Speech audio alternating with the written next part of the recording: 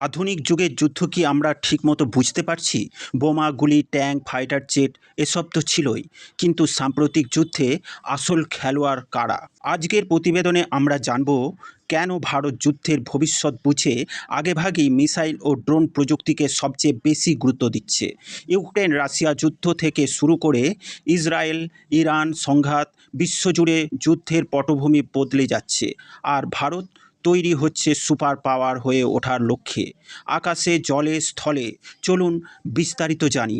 যেমন যুদ্ধ বদলাচ্ছে, অস্ত্রের চরিত্র বদলাচ্ছে। গত কয়েক বছরে আমরা দেখেছি একের পর এক যুদ্ধ। ইউক্রেন বনাম রাশিয়া যুদ্ধ, ইসরায়েল বনাম হামাস যুদ্ধ, ইসরায়েল লেবানন সীমান্তে উত্তেজনা, ভারত পাকিস্তানের অপারেশন সিঁদুর সূর্যোদয়, আর ইদানিংকালে ইসরায়েলের বনাম ইরান যুদ্ধ। এই সবকটি সংঘাতে আমরা দেখেছি চতুর্থ পঞ্চম প্রজন্মের ফাইটার জেট থাকলেও তাদের ব্যবহার হয়েছে অত্যন্ত সীমিত মাত্রায়। বরং সবচেয়ে বেশি ব্যবহার হয়েছে আত্মঘাতী drone, supersonic cruise missile, hypersonic ballistic missile. অর্থাৎ যুদ্ধ এখন চলছে দূর থেকে নির্ভুল হামলার মাধ্যমে, এবং এটাই ভবিষ্যতের যুদ্ধের চেহারা। এই মুহূর্তে ভারত ভবিষ্যতের যুদ্ধ বুঝে তৈরি করছে নিজেকে। এই পরিবর্তন ব্যবস্থা ভারত খুব ভালোভাবে বুঝেছে।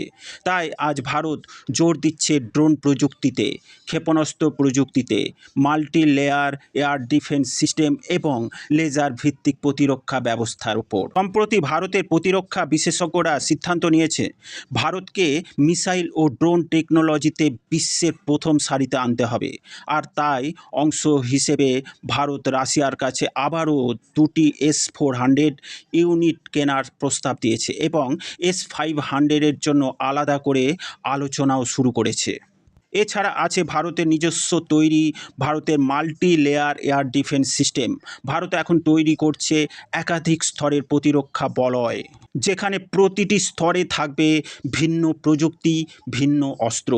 আকাশ air defence system, PL-17 air defence system, Bhargastra, Prithvi air defence system, দুর্গা-2 এর মতো লেজার ডিফেন্স সিস্টেম, যা এখনও প্রকাশ্যে ব্যবহৃত করেনি ভারত। এগুলো এমনভাবে ডিজাইন করা হয়েছে যাতে শত্রুর মিসাইল, ড্রোন, ফাইটার জেট যেখান থেকেই আসুক ভারতের আকাশে ধ্বংস করা যায়। ভারতের সুদীর্ঘ সমুদ্র সীমান্তকে সুরক্ষিত করার জন্য আধুনিক টেকনোলজিকে প্রয়োগ করছে ভারত। ভারতের বিশাল সামুদ্রিক সীমান্ত সুরক্ষিত রাখতে এখন ব্যবহার হচ্ছে surface launch drone, anti submarine ও সারফেস রাডার সিস্টেম, দেশীয়ভাবে তৈরি UAV। সাধারণ মানুষের অজান্তেই ভারত মহাসাগরের বুকে গড়ে তুলছে এক অদৃশ্য শক্তির বলয়। সাম্প্রতিক ঘটে যাওয়া যুদ্ধগুলোকে বিশ্লেষণ করলে দেখা যাবে ফাইটার জেটের গুরুত্ব কমছে, বাড়ছে মিসাইল ও ড্রোনের ভূমিকা। ইরান ইসরায়েলের যুদ্ধ পর ভারত খুব স্পষ্ট বুঝে গেছে বর্তমানে ফাইটার জেটের প্রাধান্য হ্রাস পাচ্ছে, কারণ ড্রোন ও মিসাইল দিয়ে দূর থেকেই যুদ্ধ জয় সম্ভব। তাই ভারত এখন মনোযোগ দিচ্ছে হাইপারসনিক ব্যালিস্টিক মিসাইলের দিকে, সুপারসনিক ক্রুজ মিসাইলের ক্ষেত্রে, air to air missile, surface to air missile, intercontinent ballistic missile, দেশীয় রাডার প্রযুক্তির ওপর। তবে ভারত কেবল আত্মরক্ষা নয়, বরং প্রতিপক্ষকে আগেই নিয়ন্ত্রণ করে দেওয়ার সক্ষমতা অর্জন করছে। এই মুহূর্তে আমাদের লক্ষ্য ভবিষ্যতে আত্মনির্ভর ও অপ্রতিরোধ্য ভারত। প্রিয় দর্শক, ভারতের লক্ষ্য এখন পরিষ্কার। কোনো শত্রুপক্ষ যেন আকাশপথে, সমুদ্রপথে এবং স্থলপথে ভারতের দিকে এগোতে না পারে। ভারত এমন একটি প্রতিরক্ষা বলয় তৈরি করছে যেখানে থাকবে 100% অ্যাকিউরেসি মিসাইল সিস্টেম, প্রতিটি শত্রু ড্রোন এবং ফাইটার জেটকে ধ্বংস করার সক্ষমতা, উন্নত রাডার প্রযুক্তি এবং স্বদেশি প্রতিরক্ষা শিল্পের ব্যাপক বিস্তার। ভারত যেন আত্মনির্ভরতার পথে এগোচ্ছে তা দেখে চীন, পাকিস্তান, এমনি আমেরিকাও বিস্মিত। ভারতের ড্রোন প্রযুক্তি ও মিসাইল ইনোভেশন এখন বিশ্বে আলোচিত।